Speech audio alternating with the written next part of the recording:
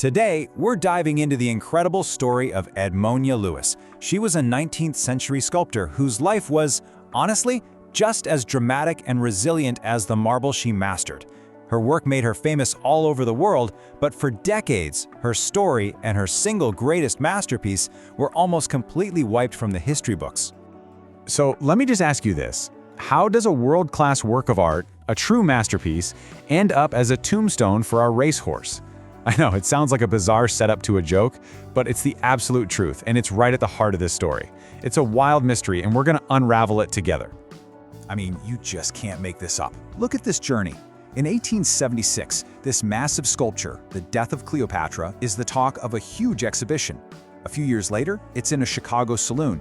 Then, and this is the wild part, it becomes a grave marker for a horse, named Cleopatra, of course. From there, it gets dumped at a construction site, until finally, in 1988, a fire inspector stumbles upon it in a mall storage unit. Just unbelievable. To really get why this statue's journey is so significant, you have to understand the woman who carved it. Her own life story is this incredible saga of shattering expectations and overcoming just immense adversity, right from the very beginning. So let's start at the beginning. Her early life was defined by tragedy, but also by a really unique cultural upbringing that would shape everything she did as an artist. So right off the bat, she was born with this dual heritage.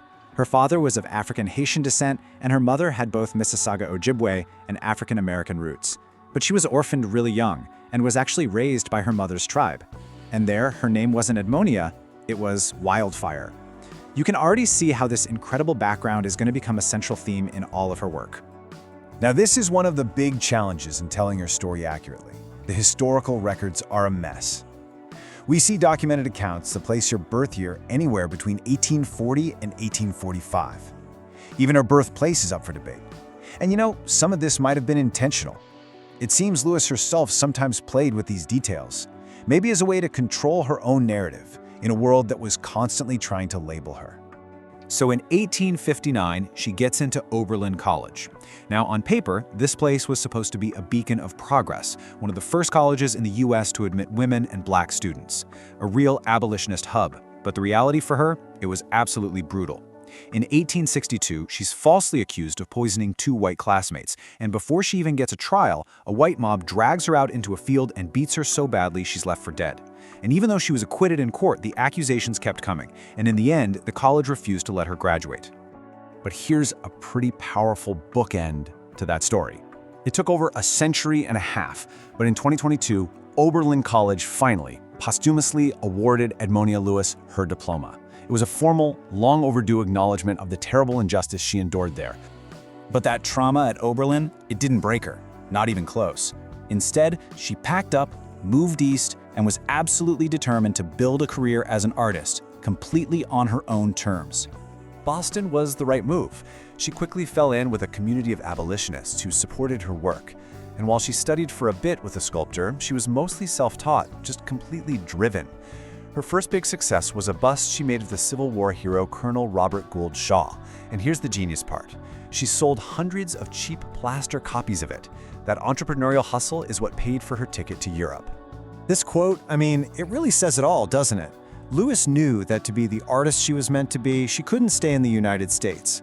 So in 1865, she set sail for Rome, which was the absolute center of the art world, searching for a kind of freedom, both artistic and social, that she just couldn't find back home. And once she's in Rome, she makes a move that was, for the time, just totally radical. See, most sculptors would hire local Italian craftsmen to do the backbreaking work of actually carving the marble. Lewis? Nope. She refused. She did all her own carving, this incredibly physically demanding job, because she was afraid critics would say, because of her race and her gender, that a black woman couldn't possibly have made these things herself. It was a total power move. So in Rome, she becomes a master of the big European style of the time, which was neoclassicism. You know, that very idealized Greek and Roman look. But here's the twist. She takes that classical style and uses it to tell uniquely American stories, stories that centered the experiences of Black and Indigenous people. And one of the very first and most important pieces she created in Rome was this one, Forever Free. It was her direct response to the end of the Civil War and the Emancipation Proclamation. And she used the best materials she could get her hands on, pristine Carrara marble. Yeah, that's the same stone Michelangelo used for his David. This piece was a landmark in American art, and today you can see it at the Howard University Gallery of Art. But what's really revolutionary is how she chose to show freedom. See, most white artists at the time depicted freed slaves as kind of passive, like they were just waiting to be rescued. Lewis completely rejected that. Her sculpture shows an active, powerful man standing tall with a broken shackle on his wrist. It's all about their agency, their own power in their liberation. Lewis also used biblical stories to explore these deep themes of resilience. Take her sculpture of Hagar, the Egyptian maid who was cast out into the desert. You can imagine she probably saw a bit of herself in that story of survival and faith in the face of exile. This powerful piece is now in the Smithsonian American Art Museum. So, for a time, Lewis became a huge international celebrity. Wealthy American tourists in Rome would flock to her studio. It was a must-see stop. But after she died, her incredible, trailblazing legacy was pretty much erased. She passed away in London in 1907, and for most of the 20th century, silence. The art world just forgot about her. Many of her sculptures were lost, and her name just vanished from the art history books. But her story was not over. This timeline basically shows her modern-day comeback. It all starts in 1988 with the rediscovery of Cleopatra in that storage unit. That sparks a huge wave of new interest. Museums started buying her work. And then in 2022, she gets her diploma from Oberlin and a US postage stamp, finally cementing her back into the American story where she belongs. So when you boil it all down, what is her ultimate legacy? Edmonia Lewis was a cultural force. She walked into the elite white male world of sculpture and used its own language, its own tools, to carve out a brand new space for stories about freedom and resilience. She didn't just make art, she made a new kind of history. Her story is such a powerful reminder that history isn't some fixed thing set in stone. It's always being rediscovered, re-examined, and rewritten.